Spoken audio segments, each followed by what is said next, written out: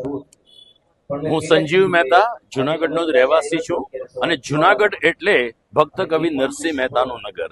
આ પ્રાચીન નગરમાં લગભગ 650 વર્ષ પહેલા કૃષ્ણ ભક્તિની જ્યોત પ્રગટાવીને ભગવાન કૃષ્ણની આરાધના કરનાર નરસિંહ મહેતા આજે 650 વર્ષ પછી પણ લોક હૃદયમાં બિરાજી રહ્યા છે. આજે એમની 618મી જન્મ જયંતિ છે. વૈશાખ સુદ પૂનમે નરસિંહ મહેતાનો જન્મ તળાજા ખાતે થયો હોવાનો પૂર્ણાંક ઉલ્લેખ છે. પરંતુ ત્યારબાદ જુનાગઢ ખાતે આવીને નરસિંહ મહેતાએ ગુજરાતી ભાષાની જે વંદના કરી છે, પ્રભાતિયા નરસિંહ મહેતાના પદો અને કૃષ્ણ ભજનો દ્વારા નરસિંહ મહેતાએ જે ભગવાનને આરાધ્યા છે એ આજે 650 વર્ષ પછી પણ લોકમુખે છે. અને એટલે જ મહેતાજીની જન્મ જયંતિ નરસિંહ મહેતાના ચોરા ટ્રસ્ટ દ્વારા શહેરની મધ્યમાં આવેલ નરસિંહ મહેતા સરોવર ખાતે ઉજવાઈ રહી છે, જ્યાં રાઘવ મ્યુઝિક, હિતેશ્વર નાણાવટી અને કલાકારો દ્વારા નરસિંહ મહેતાના ભજનો, પ્રભાતિયા અને કૃષ્ણપદ રજૂ થવા જઈ રહ્યા છે. નરસિંહ મહેતાના જીવનના મુખ્ય 3 પ્રસંગ ચૈત્ર સુદ સાતમે તપપ્રાયણ જયંતિ, માગસર સુદ સાતમે હારમાળા જયંતિ અને વૈશાખ સુદ પૂર્ણિમાએ નરસિંહ મહેતાની જન્મ જયંતિ ઉજવાય છે. અને આ રીતે માત્ર જુનાગઢ નહીં, સમગ્ર વિશ્વમાં જે ગુજરાતીઓ વસે છે એ મહેતાજીની આ રીતે ભાવવંદના કરે છે. ધન્યવાદ.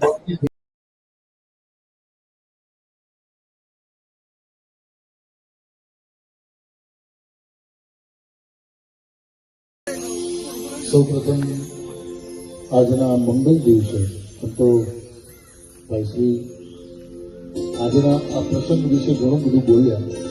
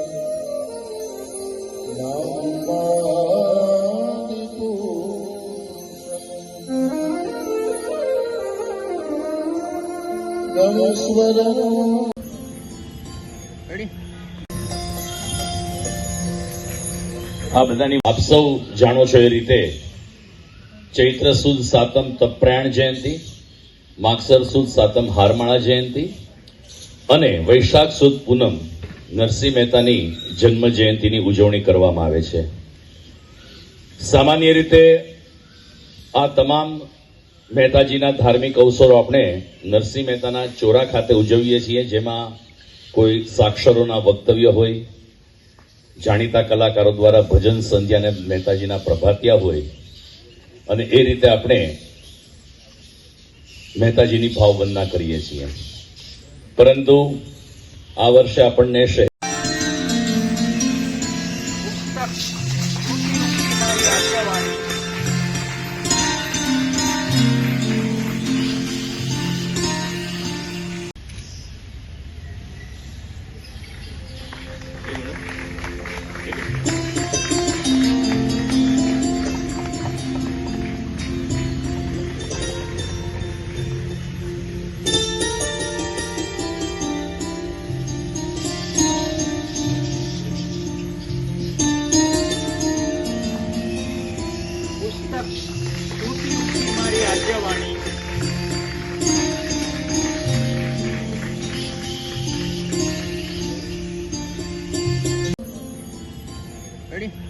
પુસ્તક મંથન, પુસ્તક પરબ, આ તમામ ઉપક્રમમાં ચોરા ટ્રસ્ટના સક્રિય ટ્રસ્ટી ચેતન વૈષ્ણવને હું આગળ આવવા વિનંતી કરી.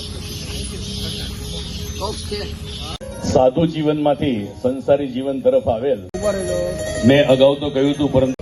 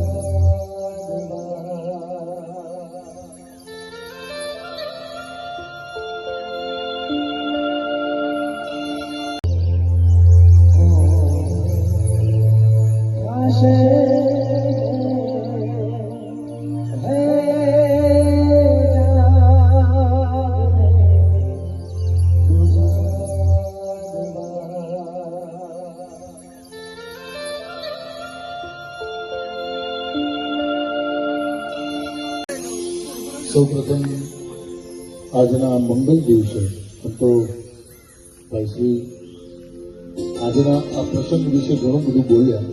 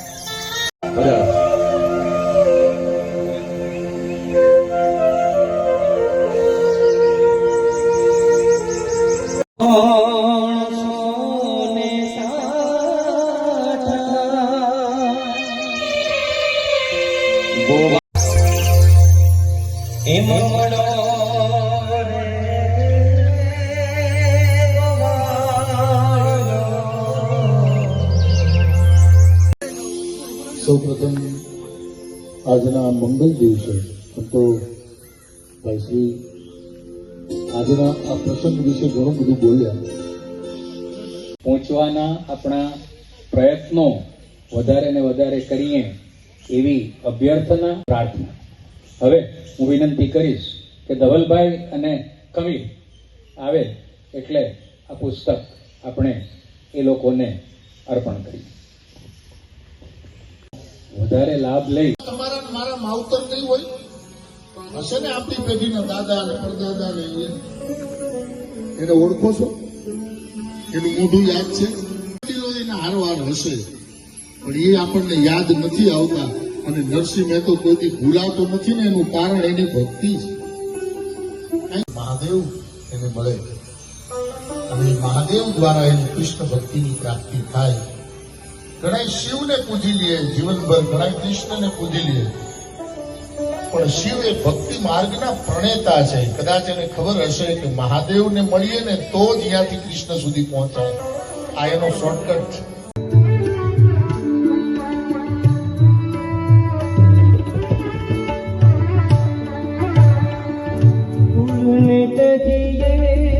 સાધુ જીવનમાંથી સંસારી જીવન તરફ આવેલ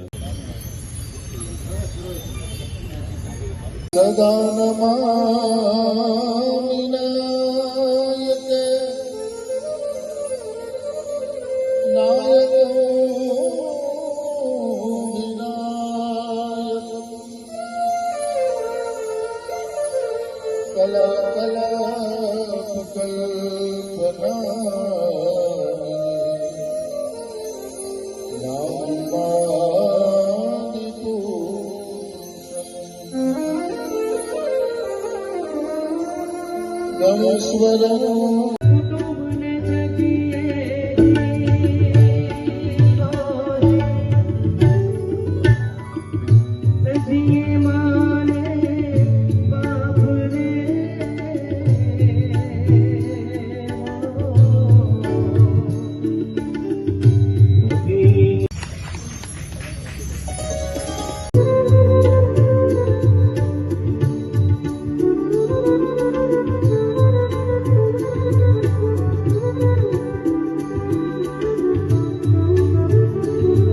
આપ સૌ જાણો છો એ રીતે ચૈત્ર સુદ સાતમ તપ્રાયણ જયંતિ, માગસર સુદ સાતમ હારમાળા જયંતિ અને વૈશાખ સુદ પૂનમ નરસિંહ મહેતાની જન્મ જયંતિની ઉજવણી કરવામાં આવે છે.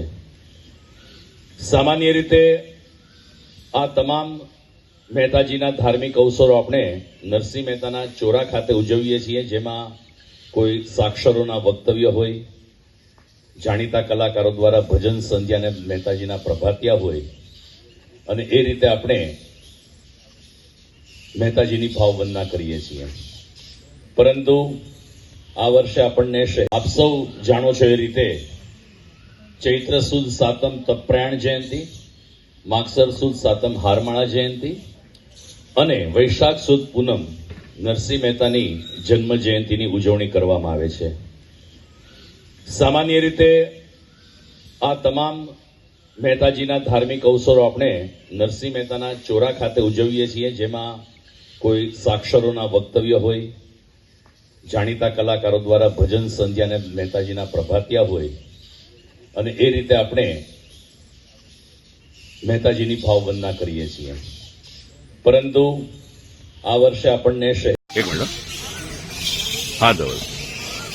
આચાર્ય આજરોજ પૂજ્ય નરસિંહ મહેતાજીની 618મી જન્મ જયંતિ પ્રસંગે આજે આપણે નરસિંહ મહેતા ચોરા ટ્રસ્ટ તરફથી પ્રભાતિયાનો કાર્યક્રમ. આમ તો દર વર્ષે આ પ્રોગ્રામ છે એ નરસિંહ મહેતાના ચોરામાં જ રાખીએ છીએ, પરંતુ આ વર્ષે એવું કહ્યું કે આવું નયન રમ્ય સરોવર આપણને મળ્યું છે તો એના સાનિધ્યમાં અને ત્યાં નરસિંહ મહેતાજીની બહુ જ સરસ મૂર્તિ મૂકેલી છે, તો એમની સાથે રહી અને પ્રભાતિયાનો કાર્યક્રમ ઉચેશ્વર નાણાવટી રાઘવ મ્યુઝિક દ્વારા યોજવામાં આવ્યો છે. બપોરના 12 કલાકની આસપાસ રાજભોગના દર્શન કરવામાં આવશે અને આ રીતે 618મી જન્મ જયંતિની ઉજવણી નરસિંહ મહેતા ચોરા ટ્રસ્ટ કરવા જઈ રહ્યું છે.